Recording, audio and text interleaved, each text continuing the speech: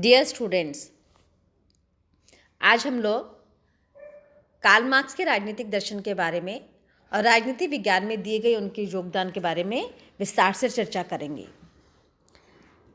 यद्यपि Karl Marx के समाजवादी विचारों से पूर्व भी राजनीति दर्शन में समाजवाद की विचारधारा के विभिन्न प्रकार और विभिन्न मत विचारधाराएं हमें देखने को मिलती हैं, लेकिन वे सभी समाजवाद से संबंधित विचारधाराएं जो व्यक्ति के स्थान पर समाज को महत्व दे रही थी और परिवर्तन के माध्यम से समाज में समष्टि को महत्वपूर्ण मान रही थी, वे सभी विचारधाराएं परिवर्तन के लिए किसी भी ठोस या सटीक तकनीक, रणनीति या वैचारिक दृष्टिकोण को प्रतिपादित नहीं कर पा रही थी। तो संभवतः उस प्रकार की विचारधाराओं को समाजवाद की काल्पनिक समाजवादी विचारधारा के नाम से जाना जाता है। काल्पनिक समाजवाद जिसमें परिवर्तन का तो स्पष्टीकरण है, लेकिन परिवर्तन कैसे होगा, उसके साधन क्या होंगे, उसकी रणनीति या तकनीक क्या होगी, उसके बारे में कोई भी व्यवहारिक दर्शन प्रस्तुत नहीं किया गया। चूँकि कार्ल मार्क्स ने पूंजीवादी व्यवस्था का गहन विश्लेषण करने के पश्चात ये निष्कर्ष निकाला कि समाज में आमूलचूल परिवर्तन लाने के लिए एक ऐसी वैज्ञानिक व्यवस्था, एक ऐसी आर्थिक व्याख्या, एक ऐसा विश्लेषण आवश्यक है जिससे परिवर्तन के मूल कारक के रूप में समाज का बड़ा आधारभूत स्तर पर जुड़ने वाला वर्ग उससे प्रभावित हो पाए, उससे प्रेरित हो पाए। इस अर्थ में कार्ल मार्क्स ने अपनी विभिन्न पुस्तकों के माध्यम से अपने विभिन्न विचारों को व्यक्त किया। वस्तुतः कार्ल मार्क्स राजनीति विज्ञान के ऐसे वैज्ञानिकों के रूप में सम्मिलित किए जाते हैं, ऐसे विचारक माने जाते हैं जिनकी विचारों के आधार पर न केवल विश्व में एक नवीन विश्व व्यवस्था स्थापित हुई, न केवल एक नवीन राजनीतिक दर्शन का, आर्थिक दर्शन का, सामाजिक दर्शन का रूपांतरण हुआ, बल्कि उन्होंने एक विकल्प के रूप में व्यवस्था जनित परिवर्तनों को पदार्थ के साथ प्रत्यक्ष रूप से संबद्ध करके विश्लेषित कर दिया।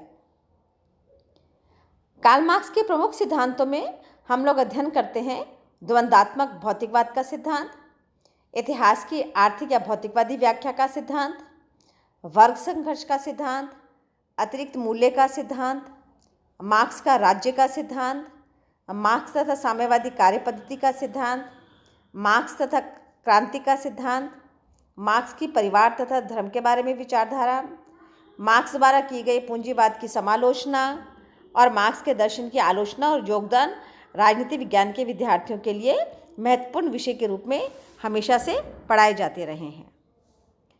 मैं आपको पहले मार्क्स की मूल व्याख्या क्या है, उसके पश्चात हर एक सिद्धांत की विस्तृत व्याख्या करके समझाना प्रेफर करूंगी। अब हैं वो प्रमुख रचनाएं जिनके माध्यम से मार्क्स ने अपने राजनीतिक विचारों को, आर्थिक विचारों को प्रस्तुत किया।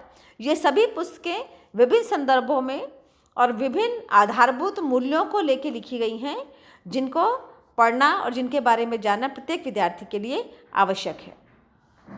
मैं उनकी प्रमुख रचनाओं को आपके सामने एक लिस्ट प्रस्तुत कर रही हूँ। सभी विद्यार्थी उन पुस्तकों की नाम और उनका जो ईयर ऑफ पब्लिकेशन है उसको विशेष रूप से ध्यान रख के याद करें। प्रमुख रचनाएं हैं, number 1 the poverty of philosophy जो 1844 में प्रकाशित हुई, the economic and philosophical manuscripts जो 1844 में प्रकाशित हुई, द कम्युनिस्ट मैनिफेस्टो, इसमें कम्युनिस्ट की स्पेलिंग गलत लिखी हुई है, COMMUNIST मैनिफेस्टो जो 1848 में प्रकाशित हुई, क्लास स्ट्रगल इन फ्रांस 1848 में, the critic of political economy 1859 में, वैल्यू प्राइस एंड प्रॉफिट 1865 में, दास कैपिटल 3 वॉल्यूम्स में है, उनका फर्स्ट वॉल्यूम 1867 में, सेकेंड वॉल्यूम 1885 में और थर्ड वॉल्यूम 1894 में प्रकाशित हुआ, the civil war in France 1871 में और द गोथा प्रोग्राम 1875 में प्रकाशित हुआ। वस्तुतः द दास कैपिटल जो उनकी रचनाएं हैं 3 वॉल्यूम्स में, वो उनके मौलिक विचारों को, आर्थिक विश्लेषण को पूंजीवादी संदर्भ में व्यक्त करती हैं और किस प्रकार क्रांति आवश्यक है, क्रांति का आधार पदार्थ के कारण उत्पन्न हुई स्थितियां बनती हैं, उसको स्पष्ट किया गया है। मैं अपने अगले लेक्चर्स में आपको दास कैपिटल भी दिखाऊंगी और उसका विश्लेषण किस प्रकार से उन्होंने चैप्टर वाइज किया हुआ है उसके बारे में भी आपसे चर्चा करूंगी। ऐसे मूल शब्दावली जो मार्क्स के द्वारा अपनी रचनाओं में बार बार प्रयोग की गई है, मैं एक बार उसके बारे में स्पष्ट कर दूं। सबसे ऊपर देखिए मैंने लिखा है पदार्थ। दो चीज़ें होती हैं, एक तो विचार और दूसरा पदार्थ, आइडिया और मैटर। विपरीत शब्द होते हैं। विचार वो जिसके आधार पर विश्लेषण किया जाता है, जो चिंतन की एक प्रवृत्ति है, जो अदृश्य है, मूल्यवान है लेकिन अदृश्य है, विचार को हम पकड़ नहीं सकते हैं, विचार आएगा और जाएगा। तो वैचारिक परिवर्तन के आधार पर किया हुआ कोई भी परिवर्तन स्थायी नहीं हो सकता। तो मार्क्स ने इसके विपरीत जिस तत्व को सर्वाधिक महत्वपूर्ण माना, निर्णायक माना राजनीतिक सामाजिक परिवर्तन में, आर्थिक परिवर्तन में, वो है पदार्थ। पदार्थ वह वस्तु जिसे छू सकते हैं, देख सकते हैं और जिसका प्रयोग किया जा सकता है, जो परिवर्तन का कारक बनती है।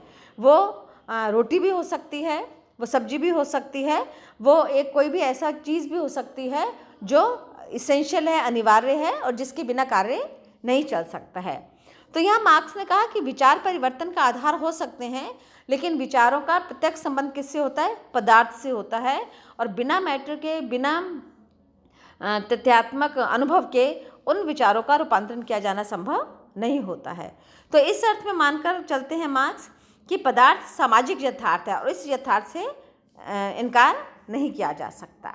और इसी सामाजिक यथार्थ को उन्होंने समाजवाद का प्रमुख आधार बनाया कि सामाजिक चेतना और पदार्थ में, सामाजिक चेतना पदार्थ का निर्धारण नहीं करती, अपितु पदार्थ सामाजिक चेतना का, सामाजिक यथार्थ का निर्धारण करता है।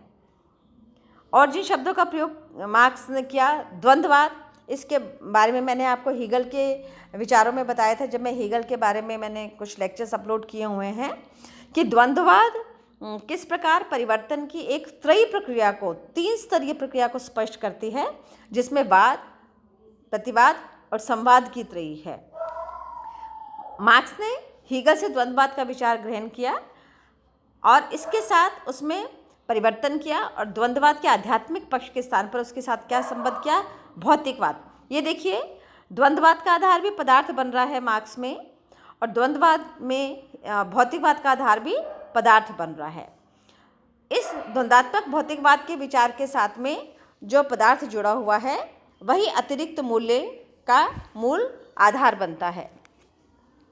अतिरिक्त मूल्य किसी भी विनिमय के द्वारा, किसी भी प्रयोग के द्वारा अर्जित किया जाने वाला वह मूल्य है जिससे कोई भी पूंजीपति और अधिक पूंजीपति बनता है, कोई भी स्वामी या नियंत्रणकर्ता अधिक संपत्तिशाली बनता है।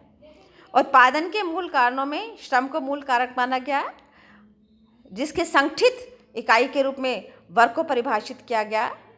वर्ग की संगठित शक्ति को वर्ग चेतना के माध्यम से स्पष्ट किया गया और इसी आधार पर इतिहास लेखन को, अनवरत इतिहास लेखन को मार्क्स ने पूरी तरह से अलग परिभाषा में, अलग तत्वों के द्वारा स्पष्ट किया। यह इतिहास की भौतिकवादी व्याख्या प्रस्तुत की मार्क्स ने, जिसे हम अपने नेक्स्ट लेक्चर्स में डिस्कस करेंगे। समाजवाद के बाद में जो शब्दावली प्रयोग ली गई, सर्वहारा, सर्वहारा के बाद में सर्वहारा का अधिनायकत्व, उनकी मोनोपोली, किस प्रकार परिवर्तन के पश्चात में, क्रांति के पश्चात में एक अस्थायी समय के लिए उसका अधिनायकत्व स्थापित होता है और अंततः समाजवाद वह स्थिति जो वर्ग विहीनता और राज्य विहीनता को स्पष्ट करती है। मूलतः ये सारी वो टर्म्स हैं जो राजनीति विज्ञान में हमारे तृतीय वर्ष के विद्यार्थियों को जाननी आवश्यक हैं। इसके बाद हम प्रत्येक नेक्स्ट वीडियोज़ में एक एक सिद्धांत का स्पष्टीकरण करेंगे।